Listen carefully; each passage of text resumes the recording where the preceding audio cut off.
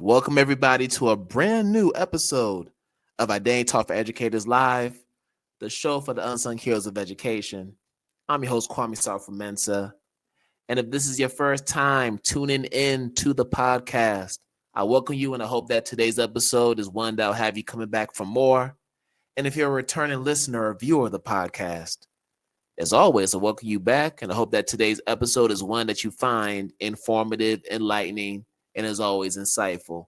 So before we get into the main event, just a reminder for people who are on YouTube, please hit that red subscribe button so you can get future notifications on new episodes. If you're listening from Apple Podcasts, Spotify, or wherever you listen to your podcast, make sure you subscribe there as well. And then also for folks who want to donate to our platform, make sure you go to any of these following platforms. If you're on Cash App, you can use our handle, $IDTALK4ED. If you're on Venmo, you can use the handle @Kwame SM. If you are coming to PayPal, you can use the URL paypal.me/Kwame SM. And then for our folks who want to join our Identity Talk community, we're soon going to be migrating to the Identity Talk website. But for the interim, if you want to join us, you can go on Patreon and become a patron today. You'll get access to perks, behind the scenes footage of the work we do with Identity Talk, and a whole bunch of other privileges and access. So make sure you become a patron today and join the community. And then for folks who want to catch up on new episodes and also watch some future ones, you can go to our main website at IDTALK4EDucators.com to check us out. And then, of course, we have Learn to Relearn, supporting identity in the culture affirming classroom. Thanks to the community, to you all, it has been recognized as a finalist for the Forward Indies Book Awards in 2 categories. It's also up for a few awards and a couple of other book awards ceremonies. So we'll definitely keep you posted with that. But this does not happen without the community. So I just want to thank you all who have either purchased a copy, who have left a review, who have shared their insights and perspectives on the book, spread the word to friends about the book. If you are someone who has done either of those things, thank you, thank you, thank you. This does not happen without you. And if you're someone that wants to be a part of this community and get that experience, make sure you order your copy today at any online book retailer. And then if you read the book and you love what you read, I would strongly encourage you to leave a 5-star review so that other people can also experience what you were able to experience through your reading. And then, of course, you can go to the main book website, learntorelearn.com, to learn more about the book and everything else that's inside. Thank you all again. All right, y'all. So this is a very special episode because today we're going to be featuring a college that Identity Talk Consultant has had an opportunity to collaborate with over the past 5 months. And we want to take this time to talk about the experience, but also to provide a blueprint, if you will, of what's possible when you are in collaboration and in coalition with higher ed institutions during this time that we're in our country, and just thinking about what's going on politically. So I'm happy to bring on our guest for today. One of our guests is a returning guest. And then we also have a few new guests that are going to be joining us. So I'm going to go ahead and bring my friends on here so they can go ahead and introduce themselves. So I'll open up the floor for whoever wants to start off. Awesome. Thank you, Kwame. It is so great to be here again. As you mentioned, I was here in 2021, and then now I'm back again in 2025. So thank you again for the opportunity to be able to engage with your educational community. So I am Dr. Tyra Good. I create radical spaces of hope that brings goodness, progress, and prosperity to the world. So I'm currently living out part of my life mission as the founding executive director for the Center for Equity in Urban Education at Elms College, and I also serve as an associate professor of education. So I'm so excited to be here to really engage in this fruitful and productive conversation. Along with me today, as part of the center in Elms College, is Dominique McDonald, who serves as the academic coordinator within the CEUE. Dominique? Yes, thank you for that. And as Dr. Good stated, I am Dominique McDonald. Kwame, I just want to start again by saying thank you so much. This is such a cool opportunity, and we're really happy and excited to just be able to kind of share what we've been working on and how other people can kind of get involved in this type of work.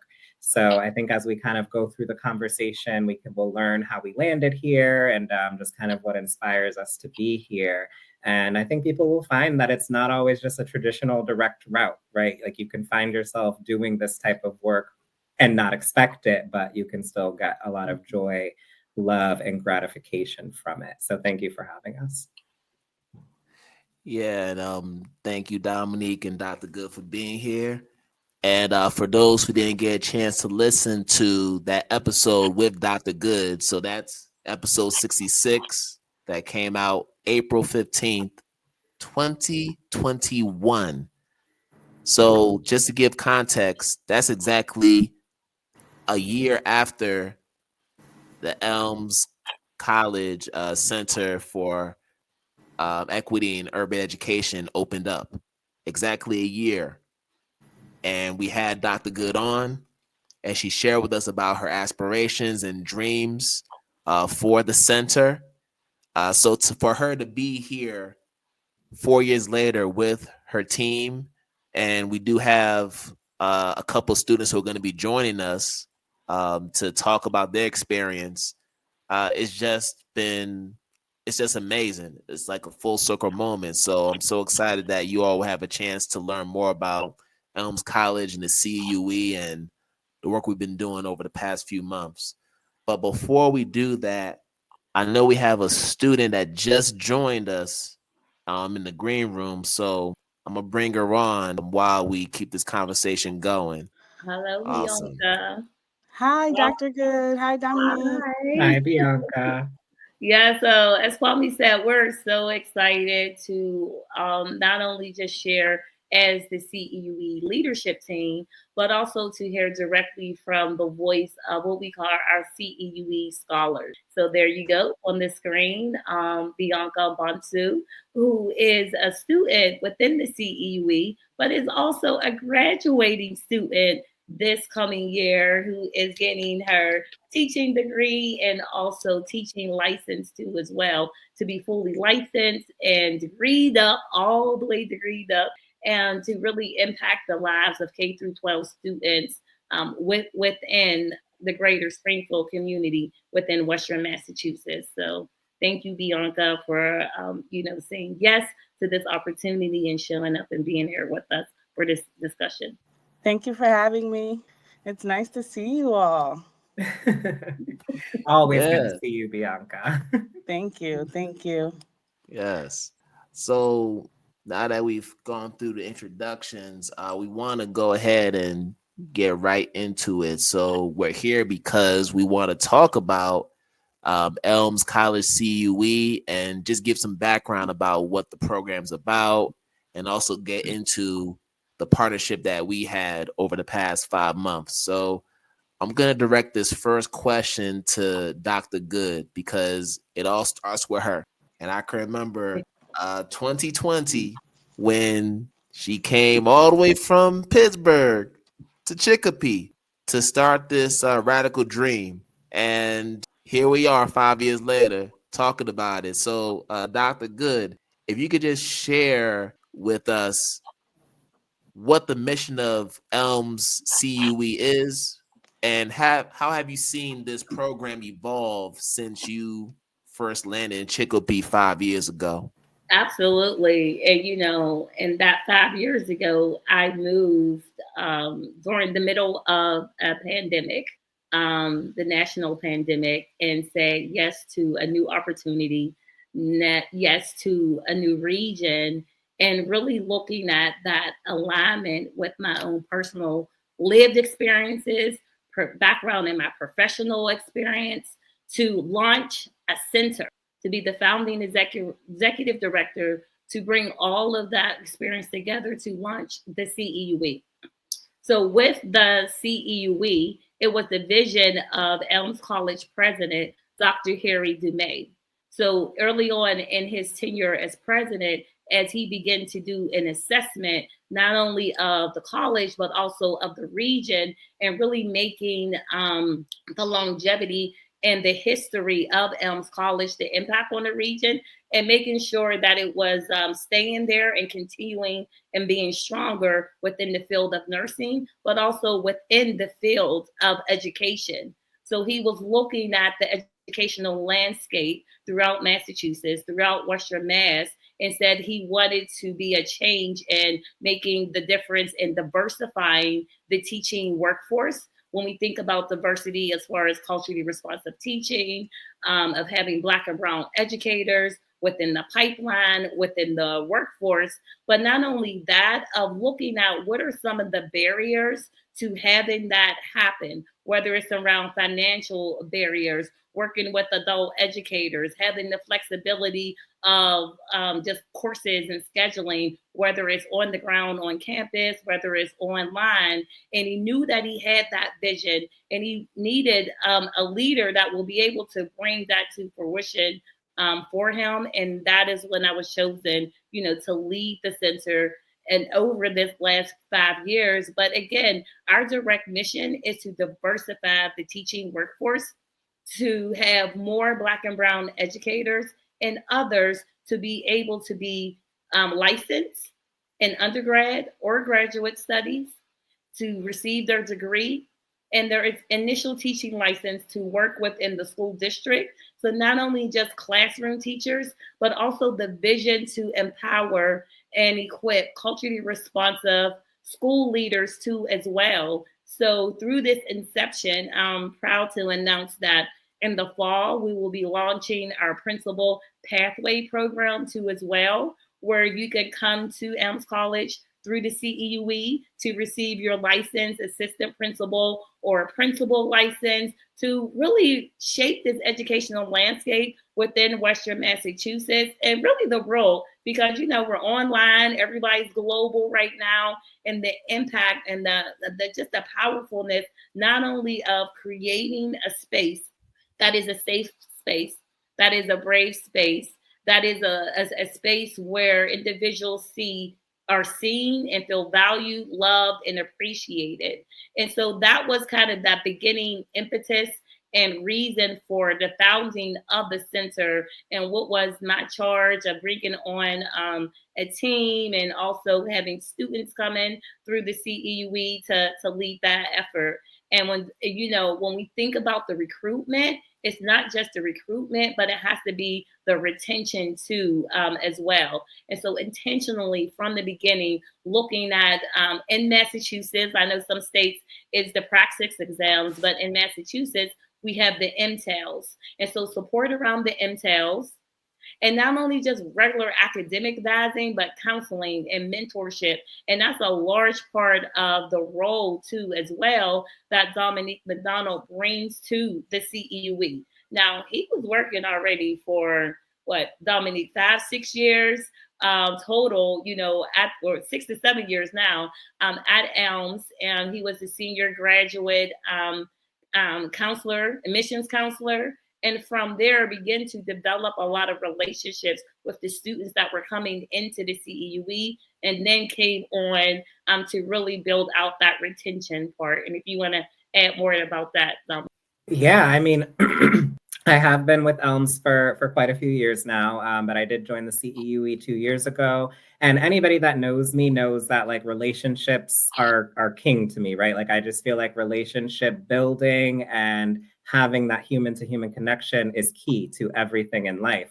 You really, I don't want to say it's impossible, but it's very, very, very difficult. And you add so much more stress to yourself when you try to do everything in a silo by yourself. And so I think that to have the community aspect, and as Dr. Good say, to be able to advise the students, but also counsel them and really talk to them about their life and where they're going and how to plan the steps to get there gives me so much joy.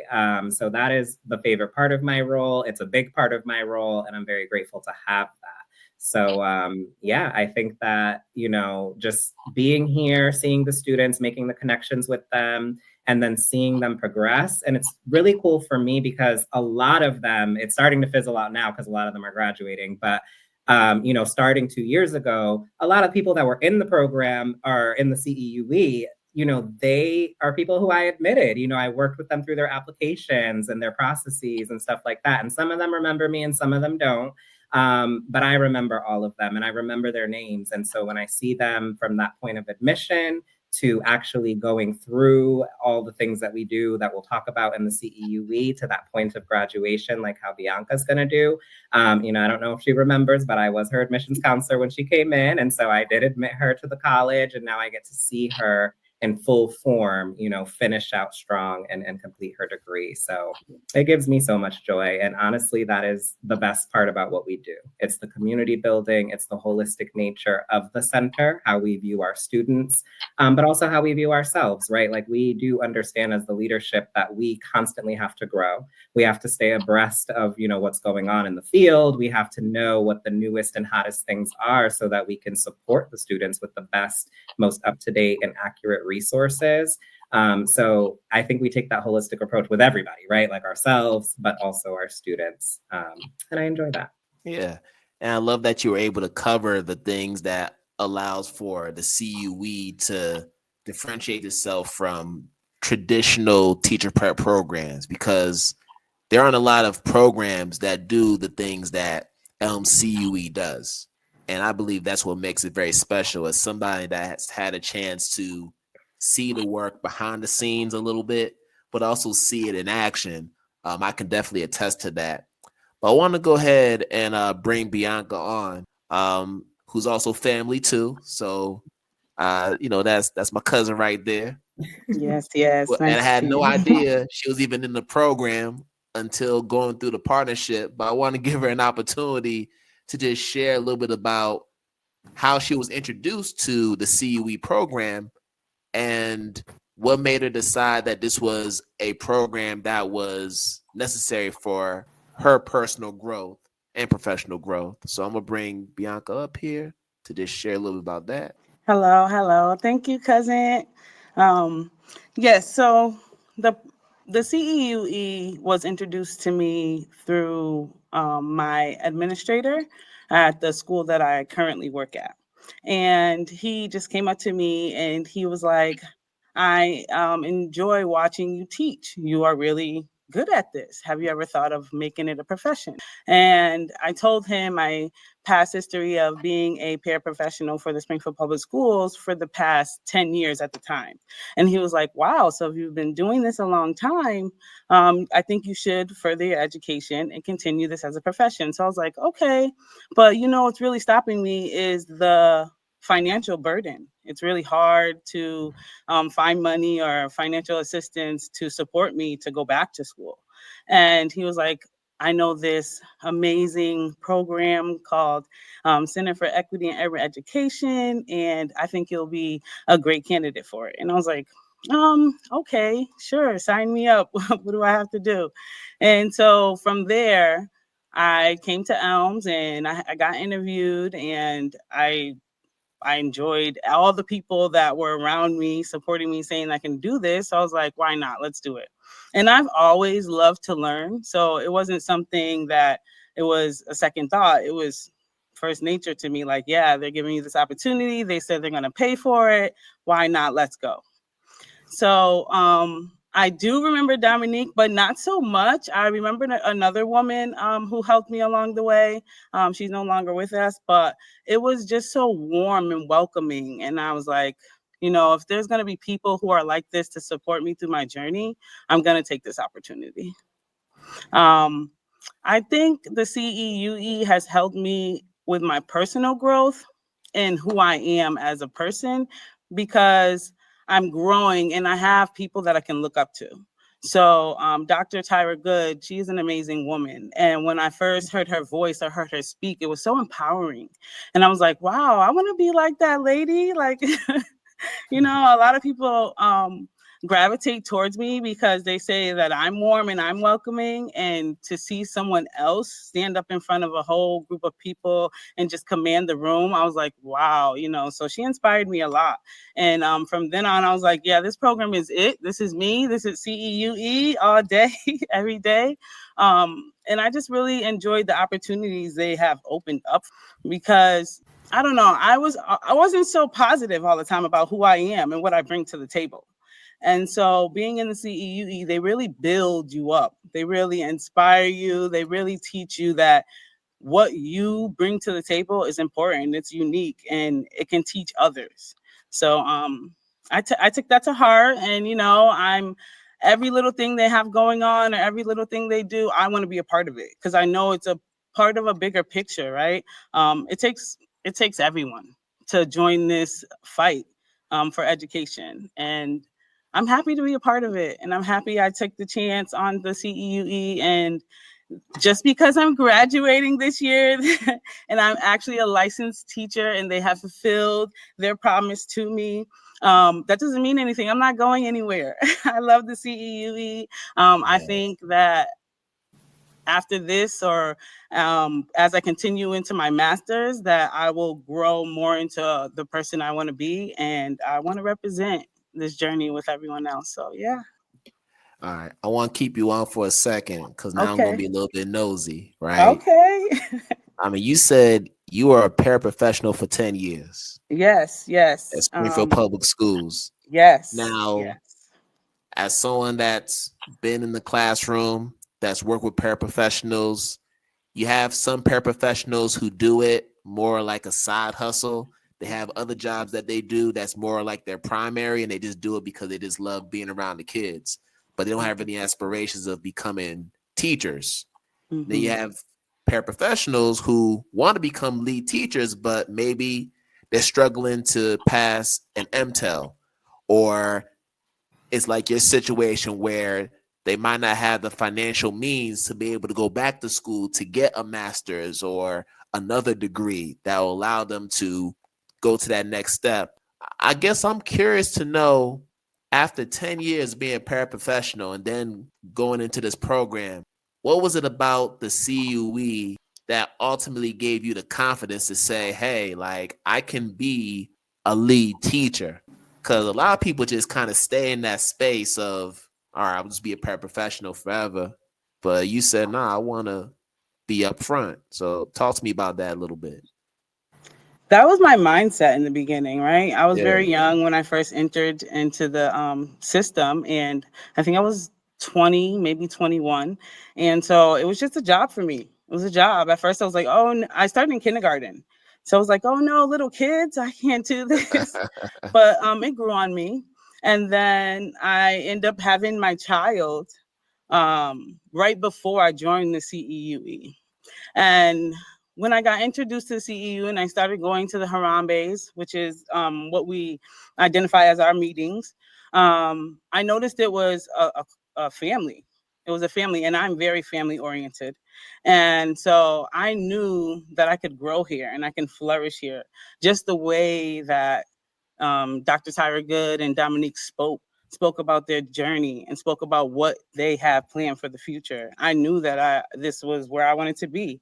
And also they put me in position of power. A lot of the times they would contact me, Bianca, you would be great for this. Fill this out, get back to me. Like, even there's times, I'm gonna be honest, I'm not very good with emails. And so there's times where I would miss emails, and they would like contact me 3 or 4 times through email, like, Bianca, this is the 3rd time, but I need you to fill this out. So just being empowered and given those opportunities to be in charge and to take lead. It really let me know that this is a profession that I'm willing to continue, and it is dear to my heart, and I do enjoy teaching, and I do enjoy learning, and being an educator is a person who needs to be a continuous learner. So I'm up for that challenge, and it makes me happy every day to do it. So yeah. Hi friends, it's me, Thaddeus from Thaddeus Nature Notebook. Are you loving our journey into the wild and learning all about awesome animals? Then don't forget to subscribe. You can find Thaddeus Nature Notebook on YouTube, Apple Podcasts, and Spotify. Just hit that subscribe button and never miss a new episode.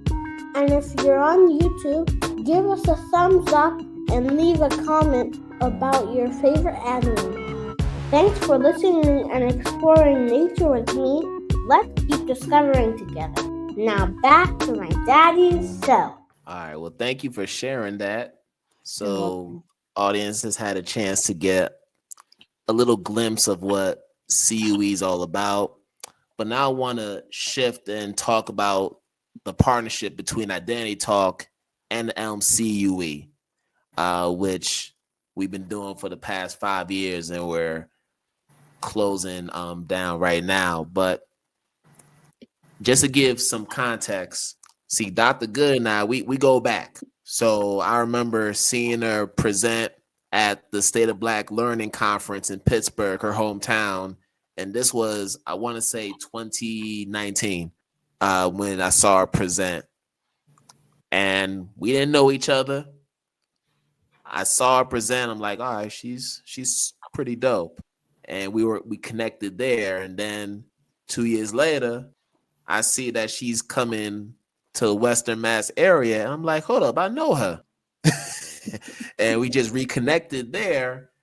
And I've just been able to, like I said, see the program grow from when it started 5 years ago up until now. And my book, Learn to Relearn, actually came out last November. And we actually had a book. We had a book, was it a book talk event in Boston? Yes. Where Dr. Good, Dominique, and a few of the CUE students showed up, right? And I'm like, yo, this is cool. And then when Dr. Good reached out to me and said, hey, we actually want to make a book club out of this, and we're going to buy 60 copies for the students, I said, wow, like that, this is the blessing. This is why I wanted to write this book, because I wanted to make sure that we got into the hands of in-service teachers, but also teachers who are about to enter the system. So to be able to do it with Elms College has been amazing. And I want to take this time for us to talk a little bit about that. So either Dr. Good or Dominique, you can tackle this question, but I want to find out from you all, what made you decide that Learn to Relearn was a book that aligned with the work that CUE does, and it was going to be something that would just work out for the program? Awesome. Well, I would like to say, and leading up to my direct answer in response to your question, you mentioned the State of Black Learning Conference, right? And just the history of the cultivation of our relationship across state lines, and then also, across these global worldwide streets too, as well. So for the State of Black Learning Conference, as being one of the 3 founding members of the conference, it was always important to myself and the 2 co-founders that we are creating these professional learning spaces that are designed by and for educators of color to see that feels and see just welcome, valued, and appreciated, and to work with current and aspiring educators as they're on their journey of really creating the classroom environment and the school environment to welcome the students. And so who I am and those things that I create, and you heard from Bianca, just that deep connection within the CEUE. And so it's not just about diversifying the teaching workforce and the educator pipeline and workforce. It is really about looking at all of the components of seeing the whole person, right? From the beginning to the end. And so within the CEUE, there are the 4 core values of Elms College, with its faith, community, justice, and excellence. But around that, we have our holistic underpinnings of the CEUE, which is Harambe. You heard Bianca mention Harambes, which is, which means all together now. So it's our professional learning community of our CEUE scholars that get together monthly and really talk about important issues when it comes to diversifying the teaching workforce. But how do you create these identity affirming classroom spaces? And when you're one of many in so many of our school districts that we're in, how do you combat against stereotypes and biases and these microaggressions that when you're the recipient of it, it feels very micro, or macro. And then also thinking about Sankofa, reaching back while looking forward. These are the holistic underpinnings of the CEUE. So as Bianca says, she is graduating. Yeah, she would still continue to be a part of the CEUE and of the CEUE family. And Ubuntu, I am because we are. And so for myself and for Dominique and any of the leadership team within the CEUE, we consider ourselves and our storyline and our history of why we do this work as identifying with the CEUE students. For myself, graduating from Howard University, wanted to create an environment of what that HBCU feeling gave to me. Graduating the top of my class from Pittsburgh Public Schools, failing to get over an 800 on the SATs. Like my SAT was not above the 800, not feeling wanted or valued within the education system and wanted to make an impact or a change. And the reason why I got into education to become a social justice advocate. It wasn't that I always wanted to be an educator, but it was thinking about how can I create these spaces that I always yearn for. And so, from that experience and knowing my HBCU background, bringing in Ubuntu, Harambe, Sankofa, that really built out the tenets of the CEUE.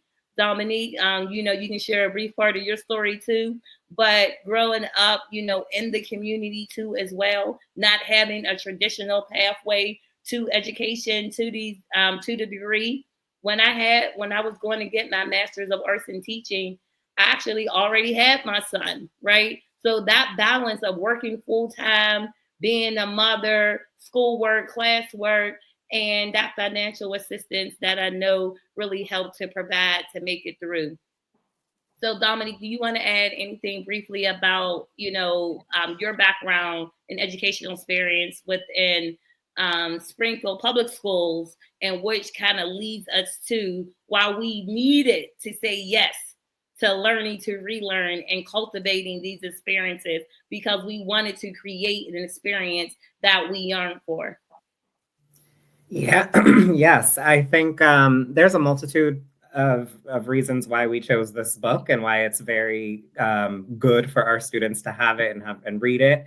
But a lot of it, I loved listening to Bianca talk because she wasn't prepped for this, right? We didn't tell her what to say. But when you listen to her talk, just as Dr. Good identified, she, without even realizing it, listed each of our underpinnings, right? She talked about Sankofa. I'm going to graduate, but I want to stay connected, just as many of our alumni do. She talked about Harambe. We have our Harambe meetings and how it's all encompassing, and it's this professional learning community that we can have the shared experience and grow together. And she also mentioned Ubuntu. I am because we are. When I saw Dr. Good up there and she just inspired me and I wanted to be like her, and she saw that, okay, you are, so I am as well. And she was able to build that confidence and that growth. And just hearing her reflect on those things that she said, I think without even realizing that she was hitting each one of our underpinnings, it lets me know that the work that we're doing is impactful and it's meaningful, because we mention the underpinnings to them and we talk about them and they understand them as they are. But to be able to articulate it in the way that Bianca did, and I think not even realizing, it just showed me like, okay, we're doing what we need to be doing here. So your book goes right along with that, because it's all about the identity affirming spaces. It's all about finding, who you are, your voice, all of those intersectionalities, and slotting that in, if you will, to education, so that education can conform around you as opposed to you conforming to education. And I do think that that's very important. It's very powerful. Also, the way that you've just written the book, it's very easy to approach. It's digestible. You feel like it's a conversation much as we're having now. Of course, there's going to be high level language. There's going to be words like pedagogy and all these other educational things in there, but it's still written in a very approachable way that I think keeps readers engaged, interested. And then it's just the resources that you've offered. So there's a plethora of resources. I feel like teachers can use this book and create any lesson plan that they need to, have access to all of the links, websites, videos right from your book. So it's just a phenomenal resource in that way. So that's why we chose your book in a nutshell. But to talk a little bit about my own journey into education, it was very roundabout. This is not where I saw myself being, and it wasn't the work that I saw myself doing 10, 15 years ago. And I was on a very different pathway originally. I mean, I was not a good high school student. And I know that when I share that with people, I don't know if it's the way that I articulate myself or just show up, now, people have a really hard time believing that, right? Like, you did bad in high school. Like, people just assume that I had, an easy road, an easy ride. But it wasn't. There was a lot of struggle, and a lot of that struggle had to do with my own issues with my own identity. There's a lot of intersectionalities within my own life and in regards to my identity that have affected and shaped a lot of what I've gone through, especially in my formative years when I was a teenager. And so just feeling very lost and feeling like, very unworthy at times, and just very hopeless in terms of where I was going to go or what I had access to do. I was not an engaged student, right? So luckily I was never disrespectful. I didn't break any laws, or I didn't do anything that landed me in real trouble. But I just didn't go to school. I mean, I skipped so much school.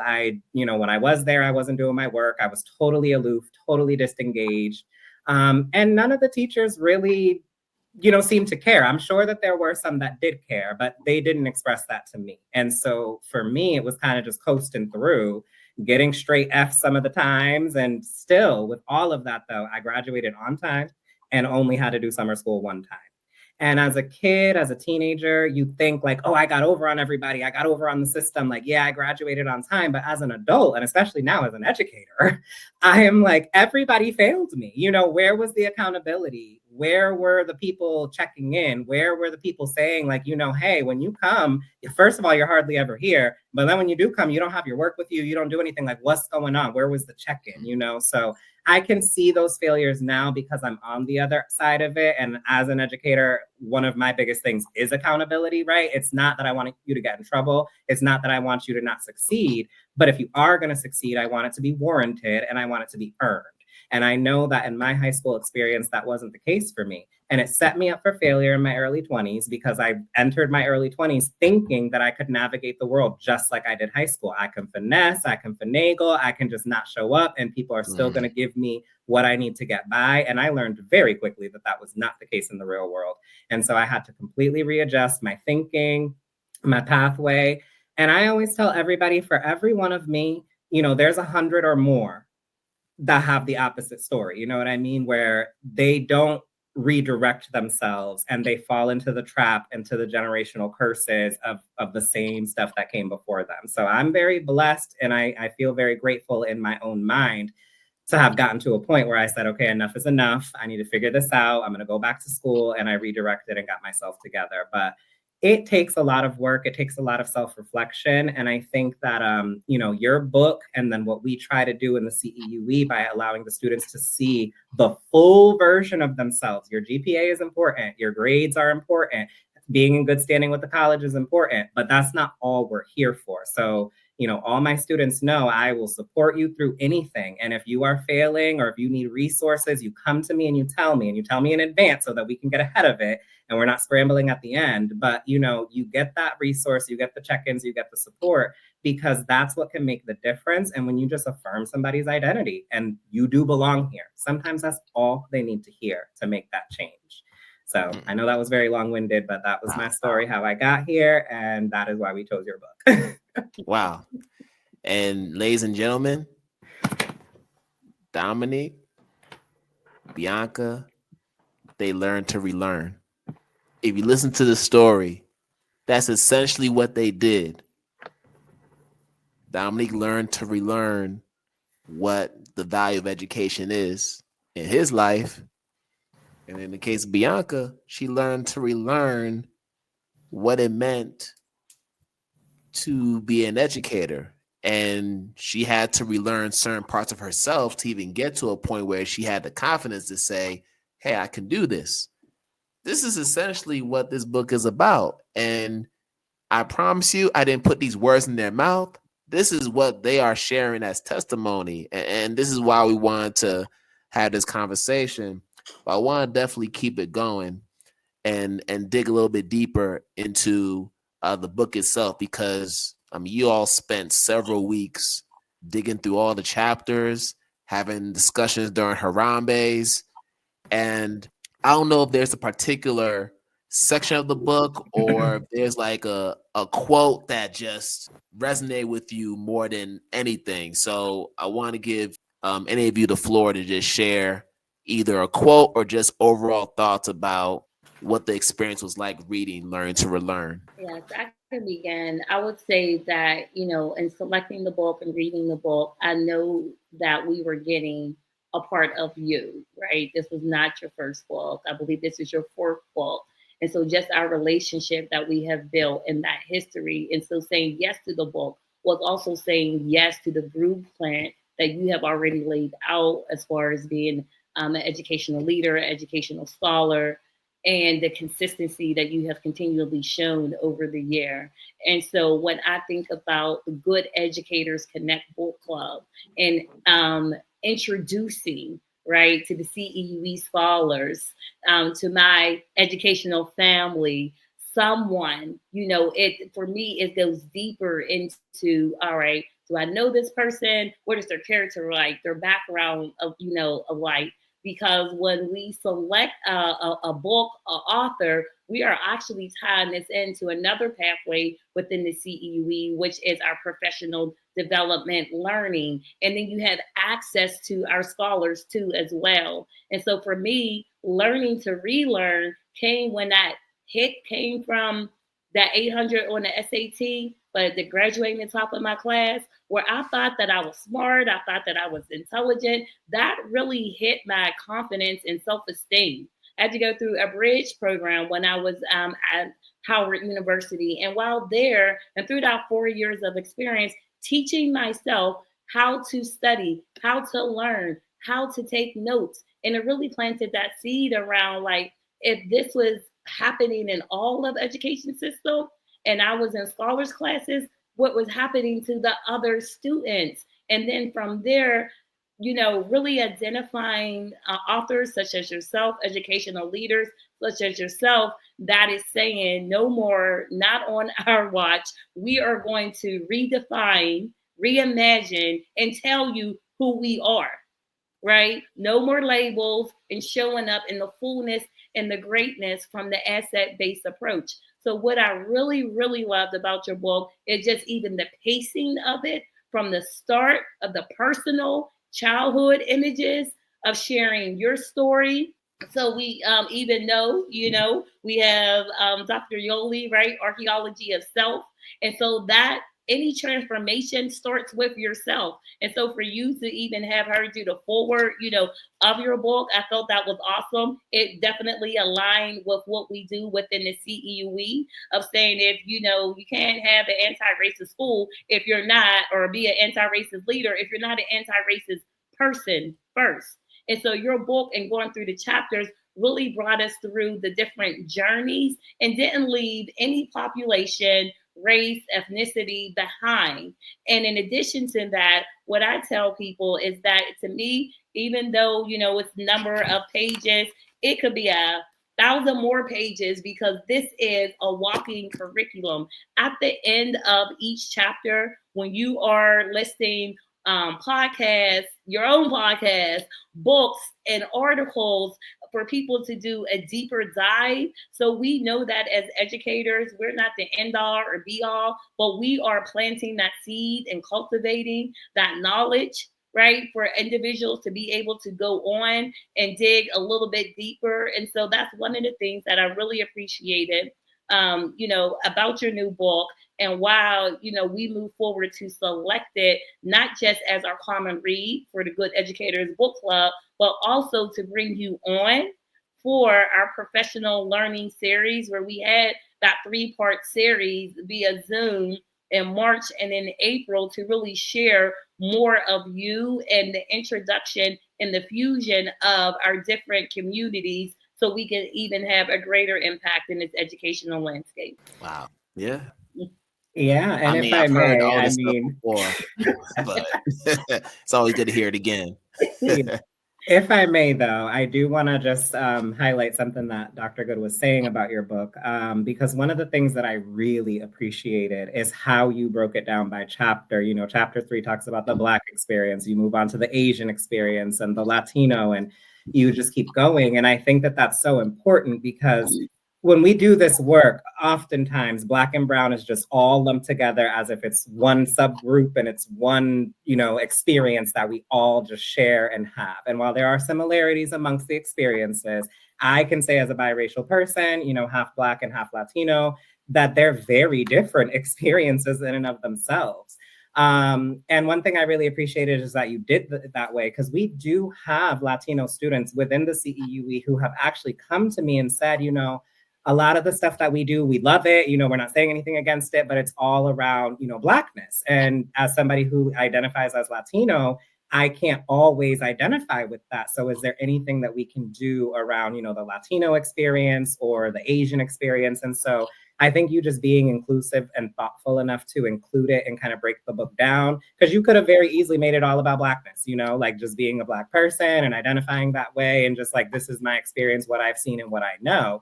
But you took the pains to research the other experiences as well, talk to people and include their stories. And one final thing I want to say is there is a section of your book that you talk about the hypersexualization of young girls, young Black girls specifically. And I just want to share a little anecdote. This happened recently. Dr. Good had the pleasure, well, hopefully it was a pleasure, of meeting a couple of my friends from high school recently. And this is one of those moments where I always remember that the learning is always happening, right? Like we never peak and we never get there, because there's always something that opens your eyes to more.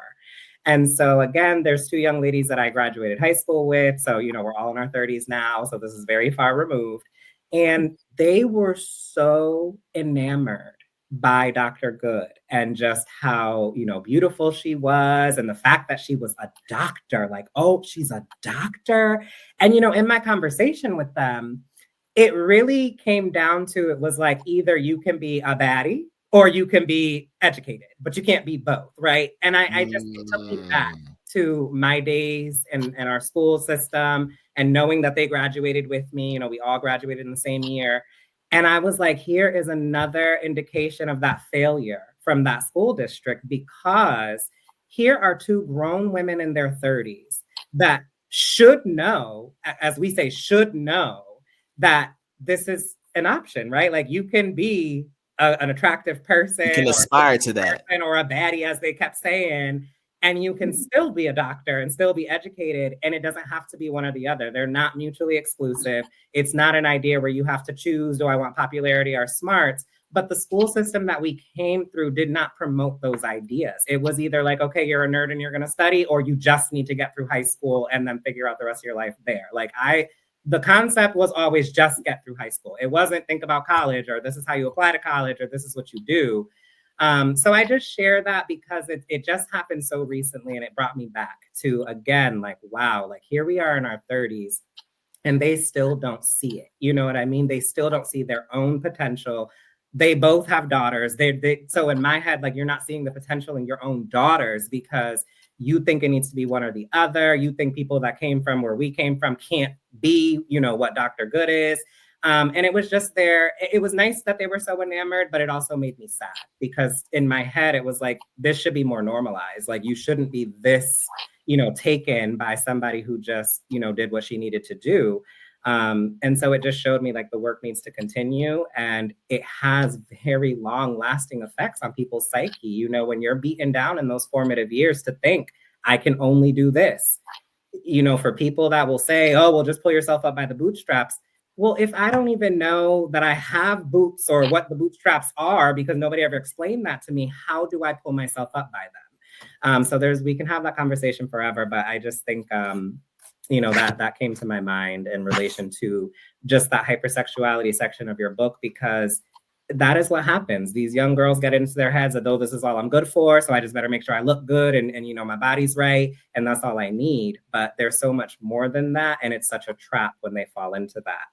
The Identity Talk for Educators Live podcast is just one piece of the work that we do under Identity Talk Consulting, which we've had since 2019. And since then, we've had the privilege of working with 40 different schools, districts, and organizations across the globe. And we want to continue to add to that number in this new year. So if you are a school, if you're an educator or an organization that's looking to receive professional development and consulting services within any of our pillars, whether it's anti-bias, anti-racist practices, culturally responsive teaching, or identity affirming education, we are the firm for you, and we love to learn more about your needs. When you have a chance, make sure you go to our website at IDTALK4EDucators.com to learn more about our services and to schedule a discovery call today. We love to hear from you. Yeah. And then I think real quick before I'm sure Bianca has stuff to add, but just to add on to that conversation about hypersexualization, it also speaks to the respectability politics that so many Black women deal with when they are on the job, particularly as teachers, right? You know, there's all this policing around what you should wear, what you should not wear, whether that's too revealing, whether that is too form-fitting. So there's a lot that goes on in that regard that I didn't even talk about in the book, but kind of hint at, because all those messages start when these young girls are very young, and they internalize these messages as they become older, and they believe these things that are being told. So I want to make sure I name that as well. And it was a reason why I wanted to make sure we included that part in that chapter, because it's something that's still a prevalent issue even as we speak. It is powerful, and it's so needed because, like I said, you run into these two women and they're well into their 30s, right? Like, we're not young anymore, and they still have those like those embedded notions of, you know, what they're capable of and what Black women in general are capable of. And it's just not, you know, that's the type of stuff that I'm like, okay, this is why I landed where I landed, and this is why we got to keep this ball rolling, because I can't have that. You know, I just can't have that. And that's also evident of how like representation truly matters. You know, you were mentioning some of those things about, you know, dressing. And I just know like earlier on, it was for me creating and finding that identity affirming self for me, right? In the workplace, what does a professor look like? And in my mind, it was not the image of me, you know. It was another race, another gender, and everything else. And it was just not me. And it was just like, but I am that, right? So again, this confidence building up to show up truly and authentically yourself, and to own that and to own the space. Bianca, again, thank you for just recognizing it. But that is the growth of the journey of becoming a good educator that always, it just wasn't there. And now being able to share it in the way that is inspiring other educators, whether they're my age, younger or older, to just create these liberating spaces.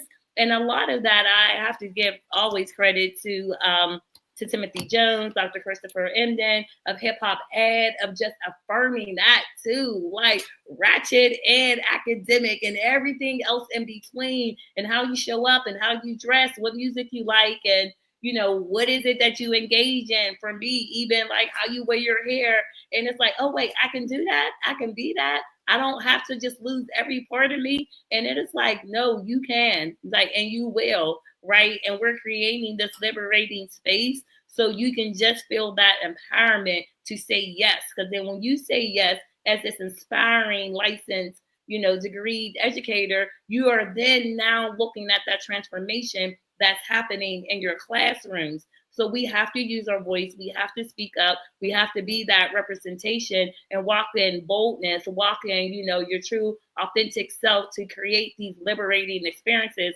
that we talk about.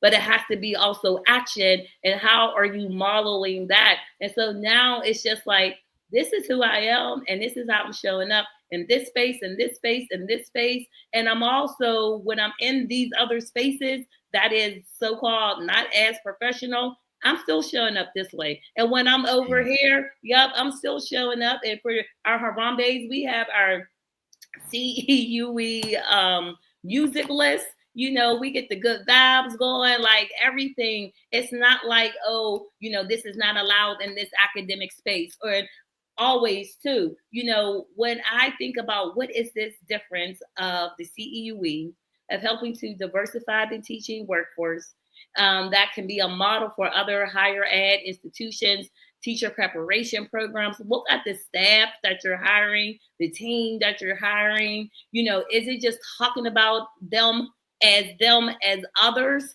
right, to get the grant money coming in? Or are you having someone in leadership that is resemblance of, and not true leadership, right? That is not becoming an add-on, or I only read it in a book, so I think this is the step that you do, then the next step, and then the next step. Like that fakeness comes across, and it becomes that performative experience. And so what the CEUE students, I believe, really encounters is just that realness and that truth and that rawness and that brilliance and that ratchetness and that academicness and all in between, and still leading and still empowering and still creating opportunities.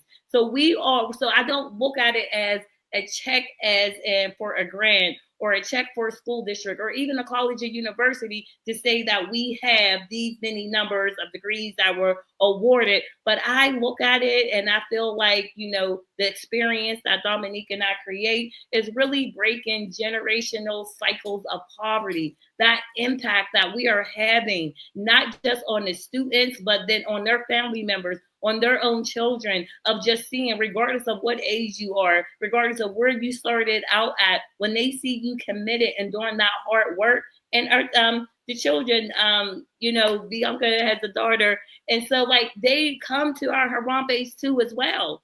Like we continuing to do work, research on talking about children, but then when they show up in this space, it's like, oh my gosh, you don't belong here. This is just for the adults. And we can see that transformation from elementary school kids, high school kids, the middle school kids that come along with their parents that are engaging side by side in the conversation, also reading your book too as well, to even empower them so they know how to interact when they're going back to their classrooms and working with their teachers, and they're getting their own voice of advocacy and speaking up. When we talk about youth development and youth empowerment, there's so many different layers, and aspects of the CEUE that just makes it, just good. And just like a positive example. And so Bianca, I really do want to hear you just share some more, of course, about, your experience with the book, but just the overall everything and how you saw the picture in the beginning of the book and realized, like, wait a minute, Kwame is my cousin. So those of you who are college students know that during the semesters, you get these lists of books that you have to read. And so I'm going to be honest, I rarely read the book from cover to cover. You usually skip all the acknowledgements and things like that. Like, I don't want to read all that. Let's just get to the juicy part, right? So I took the book home And, I kind of skipped over that part and I started it right at the beginning of the first chapter. And then I'm like reading it. I'm like, wow, this story sounds so familiar to me. Like, this is my story. And so I get to a picture and I'm like, wait a minute, I know this lady. This is my aunt right here. Hold on, who is this guy? So I take the book to my father and I'm like, Dad, do you recognize this name? He goes, yeah, Mensah. Yeah, that's Auntie Dorothy's name. And I'm like, yeah, but who's this guy? And so I show the back of the book because Kwame's picture's on there. And my father's like, hey, that's her son. That's her son. And I'm like, okay, Dad, I'm reading this book for my program in college. And I begin to tell my story about the book and things like that. And I sit down and I read a couple things with him. And it was just so touching to know that someone who has the same mindset of leading this education system the right way is my family and wrote this book. So I was really excited to find that out. But there's a part in the book that really stuck out to me because, like I was saying, I was a paraprofessional for a long time and then I had my child. And I think there was something happens inside your body when you have a child, and like love just exerts out of you. And so when reading this book, it made me think back to that because one of the first things that's spoken about in the book is love. And I think that is really important because, like I said before, I'm a very family-oriented person, and love is everything, right? That's how I breathe, walk, talk, everything I do with love. And so the section in the book, it says, through love, we cannot combat the destructive forces that hinder our students from being their full selves. And I feel like that happened to me throughout my K through 12 experience, right? I didn't feel the love. So I didn't know who I was, who I can be. I didn't have that influence of love inside me. It was really just looking in front of the class and seeing kind of like a robot, right? Kind of like a robot just teaching you, just throwing this information at you without caring how you receive it. And a lot of the information wasn't about me and who I am and my culture and what I bring to the table. So I didn't really indulge heavily into it. I just did the surface level work. I was an AB student, right? Because I've always enjoyed learning, but it wasn't something that I was enjoying in the moment. I would do homework and just feel like it was something that had to be done, right? So being a part of the CEUE and coming to Elms College allowed me to feel that love. And so when reading this book, I was like, wow, he's bringing it full circle for me, right? It's really about love. Like, it wasn't just in my mind. It wasn't just something that I do. Like, this is the work that we all have to put in that work to love one another. We all have to put in that work to love our students enough to care about when someone is falling short. Like Dominique was saying, what happened to the people that were there to notice that I could not do this? I could not fulfill my dream of learning because I was hindered by the people around me who did not love and care about me. And so this book is important for educators to understand that it is okay to bring love into the classroom, right? Because a lot of times growing up, it was at the door, you leave all that emotional stuff outside. You leave that at home. You don't bring that into the classroom as a student or as an educator. That's how I was brought up and that's what I was taught. But now I understand that no, it is about love. It is about caring. It is about understanding that every student has something to bring to the table. And maybe they don't feel that love. And so they don't know how to bring to the table. I think it's really important that we give students this love so that they can build on themselves, so that they know that, okay, what I'm doing is okay and how I'm moving is okay. And if I fall short, that's okay too.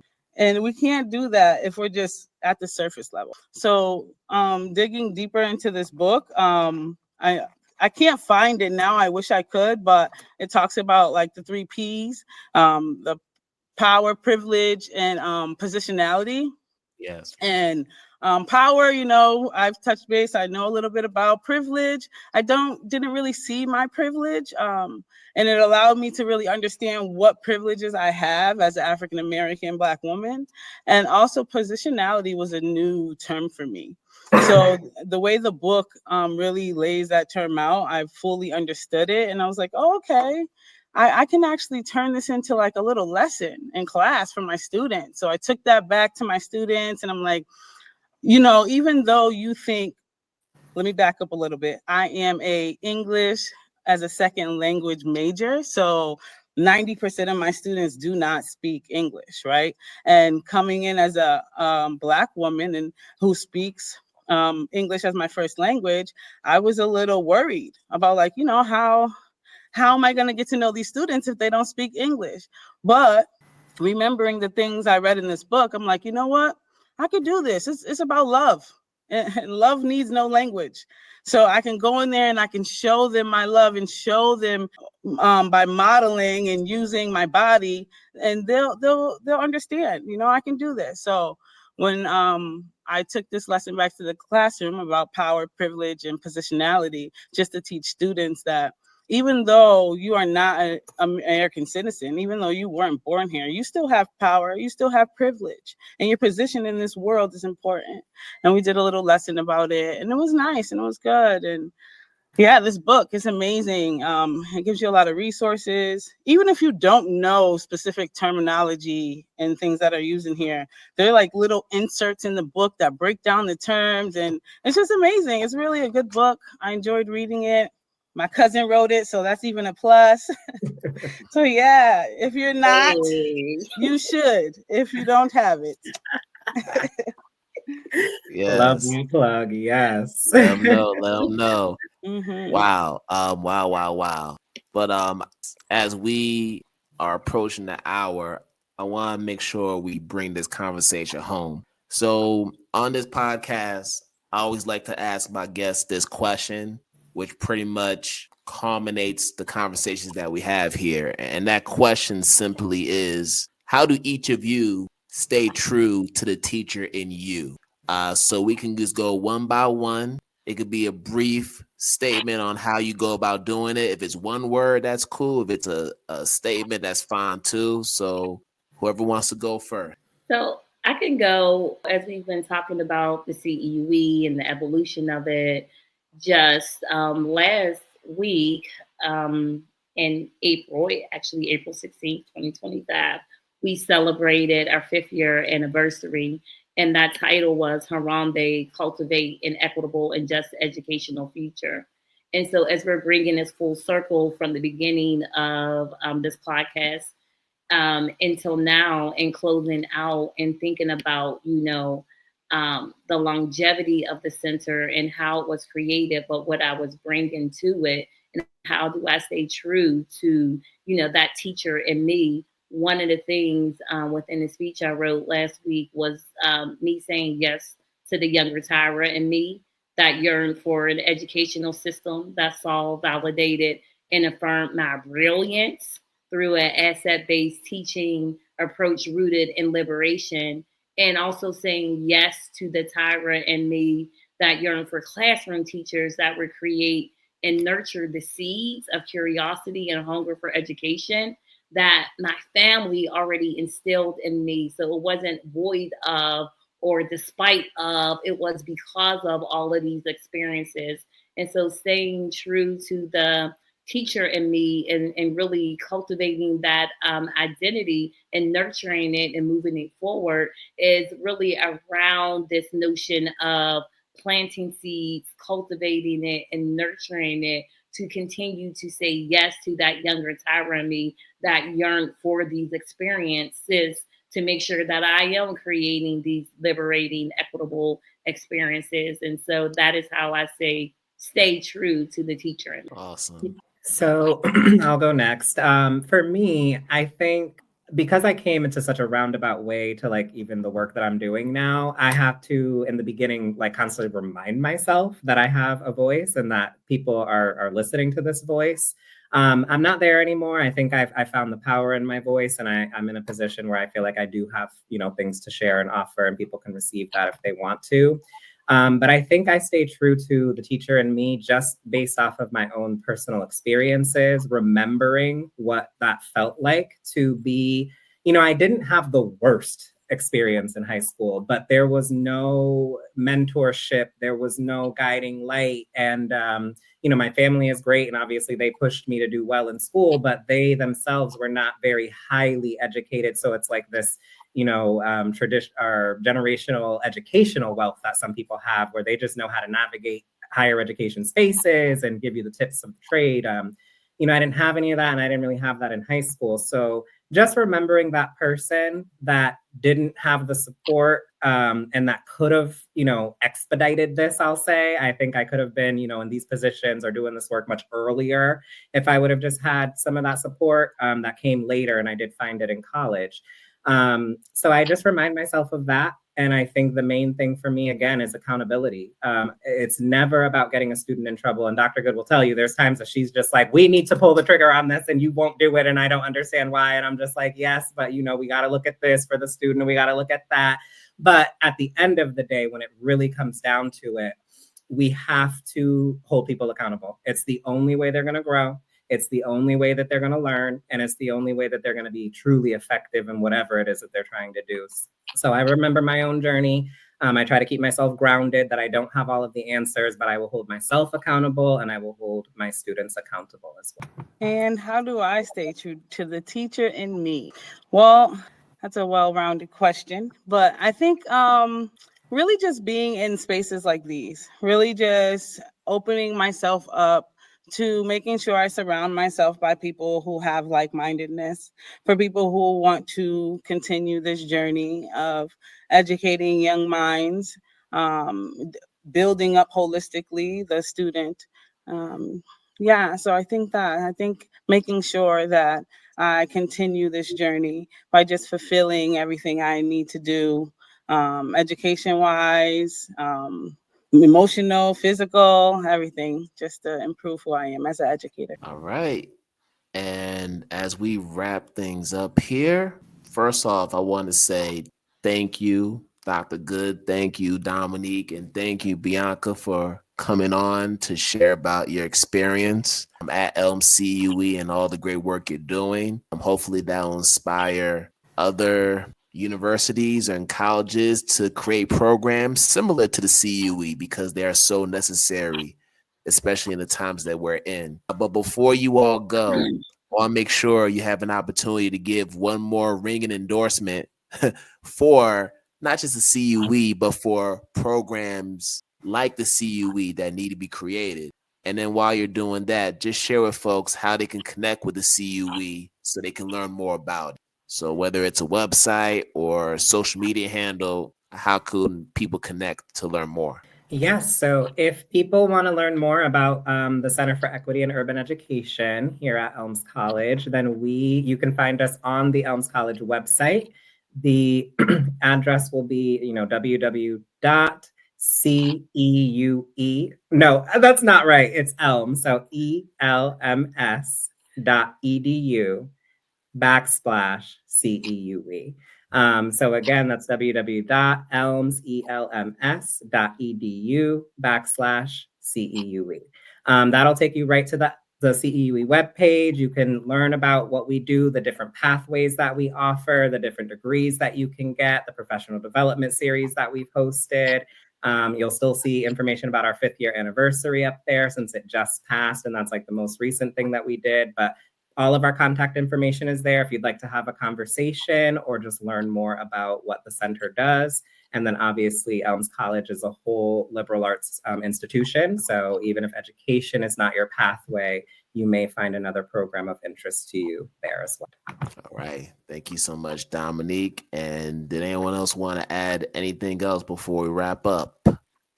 No, just thank you so much for having me. Yes, thank you so much. Such an awesome experience. And just for us to be able to share this work and just be on number 203 of your podcast. Like, we love it.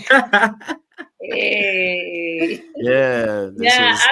For me, I just want to say, again, bringing a full circle about, just the why and the importance of doing this work. Like, I always say, like, teaching is my form of activism. Teaching is hard work. Teaching is soul work. Teaching is healing work. And especially in light of the political times that we're in and post-pandemic and the current attack on education, teaching, we have to know that teaching is by all means necessary work. And what I think is that, for you writing this book for a time such as this, it's just so impactful and so empowering. So thank you for just saying yes to that inner voice and that inner teacher in you. And then, I remember when you were first launching the announcement about the book, and you did a brief webinar and you put out a call. And that call was to, I'll call it all educators at all levels and higher education programs, to purchase a book. And you provided, even from that space, different ways to incorporate it and just put it into your curriculum. And so I was just like, yes, I'm saying yes to your call, right? Because to me, this is a war cry of the work that we are doing. And it was answering that call and saying yes, and not only walking through everything over the last 5 months, building, continuing our relationship that started many years ago, but from the book club, Good Education Connect book club, to the professional development series. I just want to say, thank you again for you saying yes. And thank you for this opportunity of hosting us to be able to share all of the good news and work of the CEUE. And as Dominique said, you can visit our website, which is on Elms College's page, but then even just to personally connect around this work that we do at Elms, but just our personal journeys of becoming good educators. For me, you can connect with me on social media, whether it's Instagram, I need to update my LinkedIn, Facebook, all of the different places at Tyra the Good Doctor. So that's what it is, Tyra the Good Doctor. And then that's when you'll find me just sharing the work, because it's going to take all of us to really have this educational and transformational move that is so desperately needed. So thank you. Yes, man. Thank you all so much. Thank you all so much. And you all are the first institution to even engage with the book the way you all engage. So thank you all for being the first Yeah. to say yes. And my hope is that as time goes on, this will encourage other colleges and universities to say yes to learning to relearn, because they see the value that it has in terms of diversifying the teacher workforce and also bringing a higher sense of quality to the work that we do. So thank you all for being the example and showing what's possible when we do engage in this work. And yes, and for our listeners and viewers, thank you all for tuning in to another episode of IDTALK Educators Live. And as always, I wish you all good morning, good afternoon, good night, wherever you are in the world. We're going to do this again another time. Peace out, everybody.